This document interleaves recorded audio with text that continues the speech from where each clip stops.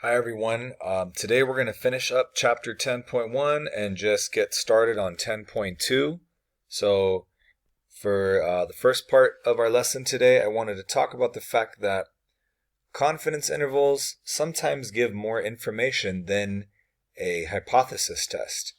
So we're going to read through the slides here, and then we're going to actually try a problem in which we just do both, and you'll notice we can make the same conclusions using both the confidence interval and a hypothesis test, but there are times when the confidence interval is a little bit better because of that extra information that it gives. So a confidence interval and a hypothesis test are built from similar calculations, and they do have the same conditions, especially for the two proportion and two sample chapter that we have here. Now, you can approximate a two-sided hypothesis test. It's those not equal to tests that we mainly use these for, by examining the confidence interval, because confidence intervals are just naturally two-sided, so they line up nicely with these two-sided hypothesis tests. Confidence intervals not only allow you to make a decision as to whether or not you reject HO or fail to reject HO, but they also give you plausible values for the difference in these proportions, and that's what sometimes makes them a little more valuable than a hypothesis test. So let me give you the rules for how this will work. All right, if 0 is a plausible value, which is, in other words, contained in the interval of p sub 1 minus p sub 2, you're going to fail to reject the null hypothesis. If 0 is not a plausible value, or in other words, not contained in the interval of p sub 1 minus p sub 2, we're going to reject HO. So because we oftentimes set up our null just like this, p sub 1 is equal to p sub 2, and the alternative is p sub 1 not equal to p sub 2. And again, remember, the equivalent of this, which our textbook frequently uses, is that the difference is equal to 0, and here the difference is not equal to 0. So if you are seeing that 0 is a plausible value, that means we cannot reject. Let me use a different color here. That means we will have to fail to reject. Because if 0 is a plausible value, then that means that this difference here could possibly be 0. Now, on the other hand, if, let's say, let me erase that there. Now, let's say 0 is not a plausible value, it's nowhere in the interval, we can actually go and reject. Because then, in that case, so if 0 is not a plausible value, we will be able to reject the null, because we can confidently say that this portion here is not going to be equal to 0. So let me go ahead and give you guys an example on how that would work. So let's revisit this problem that we did last week, and we constructed a confidence interval for p sub 1 minus p sub 2, which involved two different groups in a study on lower back pain. And one group was taking naproxen and Valium, and another group was taking naproxen and a placebo. And I had you guys construct and interpret a 99% confidence interval for the difference in the proportions of these two groups. Now, here is our interval right down here. It is negative 0.312 to 0.116. Now notice 0 is in that confidence interval. So in other words, 0, like if you think of a number line that goes from negative 0.3 and makes its way to the positive side, 0 and 0.1, 0 is clearly in that interval. It's within the bounds of that confidence interval. So keep that in mind. So now, when we make a conclusion here for part B, which I initially had you guys skip when we first did this, it says, based on the confidence interval in part A, what conclusion would you make about whether taking Valium along with naproxen affects pain relief? So remember, if this were to be a hypothesis test, let me write it both ways. So if we have P1 minus P2, we're just checking for a difference, not in any particular direction.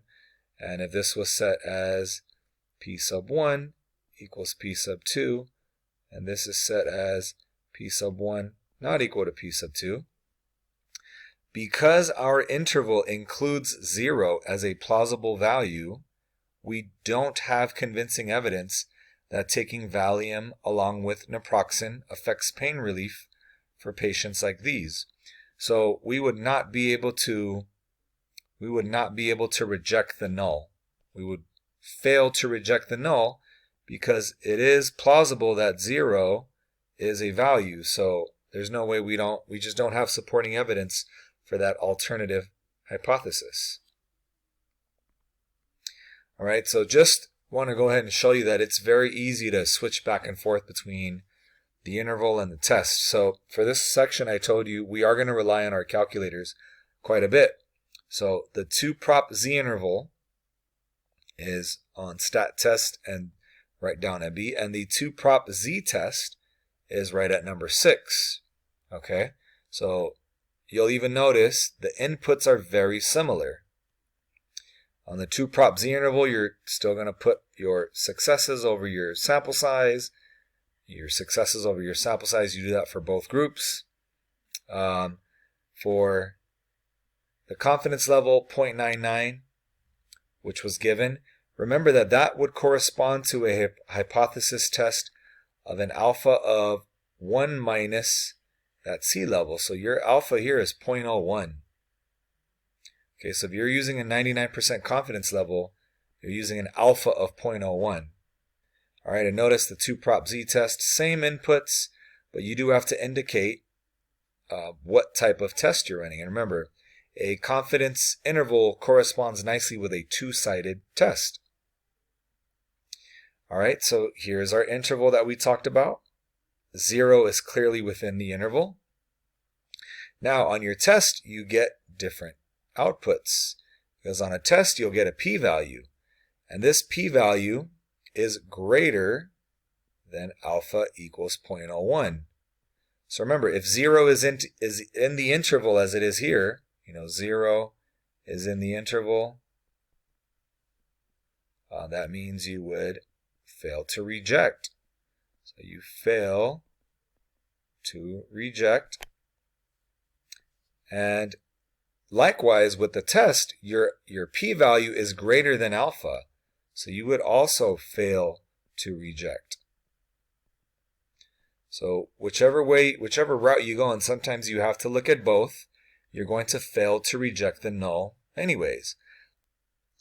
Now, what the interval also will tell you is that this naproxen and Valium group could be anywhere from 31% below the other group to as high as 11.6% above the other group. And this is in the proportion of them reporting their lower back pain. So the fact that 0 is in the interval means, there's not really conclusive evidence to show that this treatment is effective, because sometimes one group has a higher incidence of a reduction in lower back pain, and sometimes it's the other group. It kind of goes back and forth. So there's really no conclusive evidence for that alternative hypothesis, and that's why we fail to reject.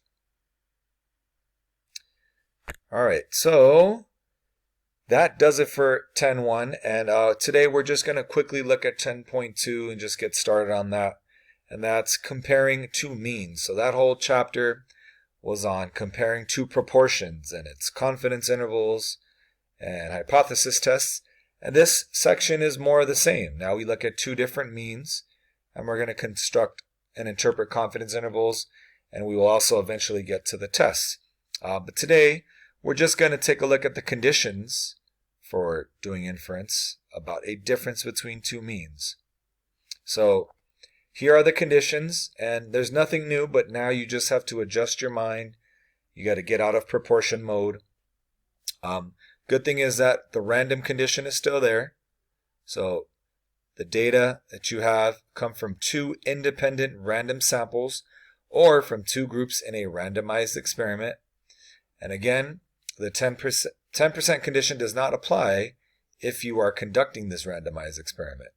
Only applies to when you are sampling without replacement.